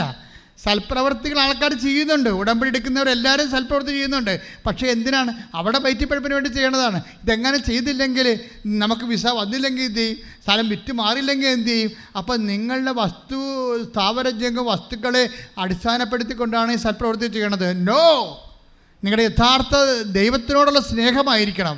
നിങ്ങൾ ദൈവത്തോടുള്ള സ്നേഹം കൊണ്ടാണ് ഇത് ചെയ്യുന്നതെങ്കിൽ, ഈ സൽപ്രവൃത്തികൾ ചെയ്യുന്നുണ്ടെങ്കിൽ സ്വാഭാവിക സൽപ്രവൃത്തികൾ ചെയ്യുന്നത് പോലും നമ്മളുടെ സ്നേഹം യഥാർത്ഥമാണെന്ന്, അതായത് അത് പുറംപൂച്ചല്ല, മറിച്ച് എന്താണ്, തനി സ്വർണ്ണമാണ്, 916 ആണെന്ന് ബോധ്യപ്പെടുത്താൻ വേണ്ടിയാണ് നമ്മൾ ഈ ജോലി ചെയ്യണത്. സൽപ്രവൃത്തിയായാലും ശരി, കാരുണ്യപ്രവൃത്തിയായാലും ശരി, സുവിശേഷ വേലയായാലും ശരി, പത്രം കൊടുപ്പിലായാലും ശരി, വേദപ്രചാരമായാലും ശരി, അതിൻ്റെ പിന്നിലെല്ലാം ഒരു യഥാർത്ഥ സ്നേഹത്തിൻ്റെ ശക്തിയുണ്ട്. അപ്പം യഥാർത്ഥ സ്നേഹത്തിന് ഒരു ശക്തിയുണ്ട്. ആ ശക്തിയാണ് സൽപ്രവൃത്തികളിലും കാരുണ്യപ്രവൃത്തികളിലും വെളിവാക്കുന്നത്. പ്രാർത്ഥിക്കുക, കർത്താവായ ദൈവമേ, അങ്ങയോടുള്ള യഥാർത്ഥ സ്നേഹത്തിന്റെ ശക്തി എൻ്റെ കാരുണ്യപ്രവൃത്തികളിലും കൃപാവര പ്രവർത്തനങ്ങളിലും അതുപോലെ വേദപ്രചാര പ്രവർത്തനങ്ങളിലും പ്രകടിപ്പിക്കുവാൻ എന്നെ അഭിഷേകം ചെയ്യണമേ.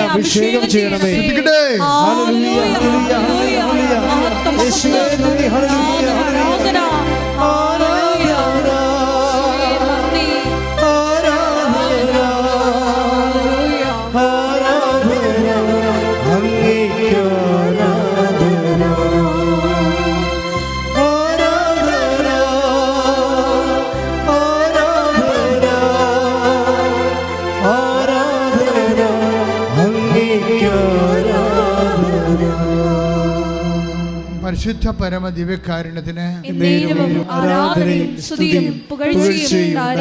അതുകൊണ്ട് വിശ്വാസത്തിൽ വീണു പോകാതിരിക്കാൻ നിങ്ങളോട് എന്താ പറഞ്ഞത്? വിശ്വാസത്തിനൊരു കൊഴുപ്പുണ്ട്. എന്താണ് അത്? ഓരോ ആഴ്ചയിൽ വളർന്നാൽ അടുത്ത ആഴ്ച തളരും. ഇതിന് കേവല സ്ഥിതി ഉണ്ടാക്കാനും വളരാൻ വേണ്ടി വളരുക മാത്രം ചെയ്യാൻ വേണ്ടിയുള്ള ഏറ്റവും വലിയ ഒറ്റമൂലിയാണ് ദൈവനാമത്തിലും ദൈവസ്നേഹത്തിലും യഥാർത്ഥ സ്നേഹത്തിൻ്റെ ശക്തിയിലുമുള്ള സൽപ്രവൃത്തികൾ. അപ്പോഴെന്താ സംഭവിക്കുന്നത്?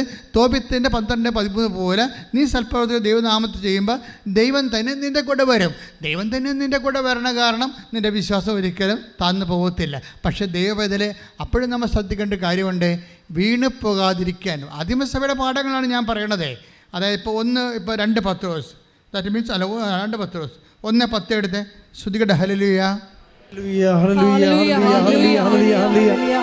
2 പത്രോസ് 1:10 ആകയാൽ സഹോദരങ്ങളെ നിങ്ങളുടെ വിളിയും തിരഞ്ഞെടുപ്പും ഉറപ്പിക്കുന്നതിൽ കൂടുതൽ ഉത്സാഹമുള്ളവരായിരിക്കുവിൻ. ഇങ്ങനെ ചെയ്താൽ ഒരിക്കലും നിങ്ങൾ വീണു പോവുകയില്ല. അപ്പൊ നിങ്ങളുടെ വിളിയും തിരഞ്ഞെടുപ്പും ഉറപ്പിക്കാൻ വേണ്ടി ഇതുപോലെ സൽപ്രവർത്തികളിലൂടെയും അതുപോലെ തന്നെ കൃപാവര പ്രവർത്തനങ്ങളിലൂടെയും വേദപ്രചാര പ്രവർത്തനങ്ങളിലൂടെയും ദൈവസംഘത്തിൻ്റെ യഥാർത്ഥ പ്രവർത്തികളിലൂടെ പോയാൽ ഒരിക്കലും നിങ്ങൾ വീണു പോകത്തില്ല. വിശ്വാസം വീണു പോകാൻ സാധ്യതയുള്ള സംഭവമാണെന്ന് ഞാൻ പറഞ്ഞില്ലേ. അങ്ങനെ വീണുപോയൊരു കക്ഷിയുണ്ട്. ആരാണത്? സ്നാപയോഹന്നാൻ. സ്നാപയോഹന്നാൻ വീണെങ്കിൽ പിന്നെ നമ്മൾ വീഴത്തില്ലേ? സ്നാപയോഹന്നാൻ വീണുപോയില്ലേ? എന്താണ് വീണു പോകാൻ കാര്യം? എന്താ പറയണത്? വരാതിരിക്കുന്ന take the word of God, വരാതിരിക്കുന്ന നീ തന്നെയോ. അതായത് 7:19 ലുക്ക 7:19. ഹല്ലേലൂയ ഹല്ലേലൂയ ഹല്ലേലൂയ ഹല്ലേലൂയ ഹല്ലേലൂയ ഹല്ലേലൂയ. യേശുവേ ആരാധന ആരാധന ആരാധന ആരാധന ആരാധന. ഹല്ലേലൂയ ഹല്ലേലൂയ ഹല്ലേലൂയ. യേശുവേ 7:19 വരാനിരിക്കുന്നവൻ നീ തന്നെയോ അതോ ഞങ്ങൾ വേറൊരുവനെ കാത്തിരിക്കണമോ എന്ന് കർത്താവിനോട് ചോദിക്കാൻ പറഞ്ഞയച്ചു. സ്നാപയോഹന്നാൻ്റെ വിശ്വാസത്തിൽ വീഴ്ച വന്ന് കണ്ടില്ലേ? ഞാനിത് ഇടയ്ക്കിടയ്ക്ക് നിങ്ങളോട് പറയാറുണ്ട് ഈ ഭാഗം. ഇന്ന് പറയാൻ ഉദ്ദേശിക്കുന്നത് അതല്ല. സ്നാപയോഹന്നാൻ ഒരു കാലത്ത് കർത്താവിനെ ദൈവത്തിൻ്റെ കുഞ്ഞാടെന്ന് പറഞ്ഞ് ശിഷ്യന്മാരെ പഠിപ്പിച്ചിട്ട് ആ പഠനം കേട്ട് ബോധ്യപ്പെട്ട് സ്നാപയോഹന്നാൻ്റെ ശിഷ്യന്മാർ യേശുവിൻ്റെ ശിഷ്യന്മാരായിട്ടുണ്ട്. യാക്കോബും യോഹന്നാനും. അത്രയും ഒരു കാലത്ത് വിശ്വാസത്തിൽ വളർന്നിരുന്നൊരു മനുഷ്യൻ ജയിലിൽ കിടന്നപ്പോൾ പിന്നെ വിശ്വാസം പോയി. അതാ വരാതിരിക്കുന്നവൻ നീ തന്നെയോ ഞങ്ങൾ വേറെ ആരെങ്കിലും പ്രതീക്ഷിക്കണമോ എന്ന് ചോദിച്ചു. അപ്പോൾ യേശുവിന് വേണമെങ്കിൽ സ്നാപയോഹന്നാനോട് പറയാമായിരുന്നു, നീ എന്തിനാ, നിനക്ക് ബൈബിൾ അറിയാമല്ലോ, ബൈബിൾ എടുത്ത് വായിച്ചാൽ പോരെ, ഞാൻ തന്നെയാണ് വരാതിരിക്കണമെന്ന് എന്ന് ചിന്തിച്ചിരിക്കാം. അല്ലേ? അച്ഛൻ പറഞ്ഞ മനസ്സിലായി നിങ്ങൾക്ക്? സ്നാപകയോഹന്നാൻ വന്ന് യേശുവിനോട് യേശുവിൻ്റെ അടുത്ത് വിട്ടിരിക്കുകയാണ്. എന്താണ്? വരാതിരിക്കണവൻ നീ തന്നെയാണോ അതോ വേറെ ആൾക്കാരെ ഞങ്ങളെ പ്രതീക്ഷിക്കണോ? അപ്പോൾ യേശുവിന് പറയാമല്ലോ, നിയമത്തിൽ എന്താണ് എഴുതിയിരിക്കണത്, നീ എടുത്ത് വായിച്ചു നോക്കിയേ, നിനക്ക് വചനം അറിയാൻ പാടില്ലേ എന്ന് പറയാം. പക്ഷേ വചനം ചില സമയത്ത് അവിശ്വാസികളുടെ മുമ്പിൽ വില പോകത്തില്ല. വചനത്തിന് അങ്ങനെ കുഴപ്പമുണ്ട്. വചനം അവിശ്വാസികളുടെ മുമ്പിൽ വചനം വിലപ്പോകുമായിരുന്നെങ്കിൽ തീർച്ചയായിട്ടും യേശു പറഞ്ഞേനം വചനം എടുത്ത് വായിക്കണമെന്ന് പറഞ്ഞേനം. പറഞ്ഞില്ല. പറഞ്ഞിട്ട് എന്താ പറഞ്ഞത്? അവിശ്വാസികളുടെ മുമ്പിൽ വചനം വിലപ്പോകത്തില്ലെങ്കിൽ പിന്നെ അടയാളം മാത്രമേ വിലപ്പോകത്തുള്ളൂ എന്ന് ഈശ്വരനും അറിയാം. അതുകൊണ്ട് സ്നാപകയോഹന്നാൻ എന്ന സംശയരോഗിയോട് പറഞ്ഞു, സംശയമുള്ളവനോട് കർത്താവ് എന്താ പറഞ്ഞിരിക്കണത്? നീ വചനമൊന്നും വായിക്കണ്ട, വായിച്ചിട്ട് കാര്യമില്ലെന്ന് എനിക്കറിയാം, പക്ഷെ നിനക്ക് കാര്യം ഉണ്ടാകണം. നിങ്ങൾ കാണുന്നത്, നിങ്ങൾ കേൾക്കുന്നത് പോയി യോഹന്നാൻ അറിയിക്കുക. അന്തർ കാണുന്നു, ചെകിടർ കേൾക്കുന്നു, ഊമ സംസാരിക്കുന്നു, ദരിദ്രരോട് സുവിശേഷം പ്രസംഗിക്കുന്നു. എന്നിൽ ഇടർച്ച വരാത്തവൻ ഭാഗ്യവാനെന്ന് പറയുമ്പോൾ എൻ്റെ ദൈവവേദലെ സംശയമുള്ളവർക്ക്, വചനം അറിയാത്തവർക്ക്, ദൈവമായിട്ട് ഇടപാടില്ലാത്തവർക്ക് ഏറ്റവും വലിയ ബൈബിൾ എന്ന് പറയുന്നത് മനുഷ്യരുടെ ഇടയിൽ ദൈവം കാണിക്കുന്ന അത്ഭുതങ്ങളും അടയാളങ്ങളുമാണെങ്കിൽ അത് തന്നെയാണ് അതിൻ്റെ സുവിശേഷം. ശ്രദ്ധിക്കട്ടെ.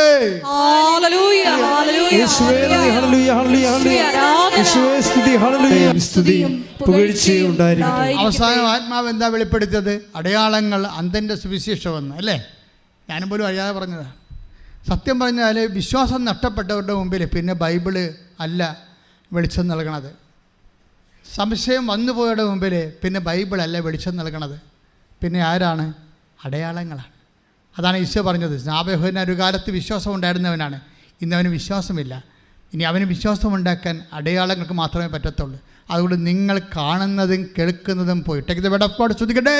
ലൂക്കാ 7:22 അവൻ പറഞ്ഞു നിങ്ങൾ കാണുകയും കേൾക്കുകയും ചെയ്തതെല്ലാം ചെന്ന് യോഹന്നാനെ അറിയിക്കുക. കുരുടന്മാർ കാണുന്നു, മുടന്തന്മാർ നടക്കുന്നു, കുഷ്ഠരോഗികൾ സുഖപ്പെടുന്നു, ചെകിടർ കേൾക്കുന്നു, മരിച്ചവർ ഉയർപ്പിക്കപ്പെടുന്നു, ദരിദ്രരോട് സുവിശേഷം പ്രസംഗിക്കപ്പെടുന്നു. സാക്ഷ്യത്തിന്റെ പ്രധാനം മനസ്സിലായില്ലേ? സാക്ഷ്യമാണ് സുവിശേഷത്തിൻ്റെ അപ്പുറത്തെ സുവിശേഷം. സാക്ഷ്യമാണ് അന്തൻ്റെ സുവിശേഷം എന്ന് പറഞ്ഞാൽ എന്താ കാര്യം? ഒരു ടൈം കഴിഞ്ഞാൽ പിന്നെ ബൈബിൾ അറിയാത്തവർക്ക്, ബൈബിൾ ഇല്ലാത്തവർക്ക്, ബൈബിളിൽ വിശ്വസിക്കാത്തവർക്ക്, യേശുവിൽ വിശ്വസിക്കാത്തവർക്ക് പിന്നെ ഉള്ള പിടിവള്ളി എന്താണ്? സാക്ഷ്യമാണ്, അടയാളങ്ങളാണ്, കാണുന്നതും കേൾക്കുന്നതുമാണ്. നിങ്ങൾ കാണുന്നതും കേൾക്കുന്നതും യോഹന്നാനെ അറിയിക്കാൻ എന്നെ ഇടർച്ച വരാത്തവൻ ഭാഗ്യവാനെന്ന്. ആ കാണുകയും കേൾക്കുകയും ചെയ്തിട്ടും യോഹന്നാന് ഇടർച്ച വന്നിട്ടില്ലെങ്കിൽ ഹീസ് ബ്ലെസ്സഡ്. ഇടർച്ച വന്നാൽ അവൻ്റെ കാര്യം പോക്കാണ്.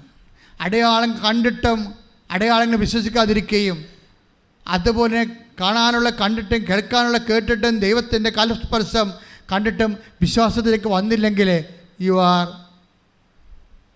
Not blessed. നോട്ട് ബ്ലെസ്സഡ് എന്നല്ല, കേഴ്സ് ടു കൊറോസിൻ. കഫർനാമേ, നിനക്ക് ദുരിതം.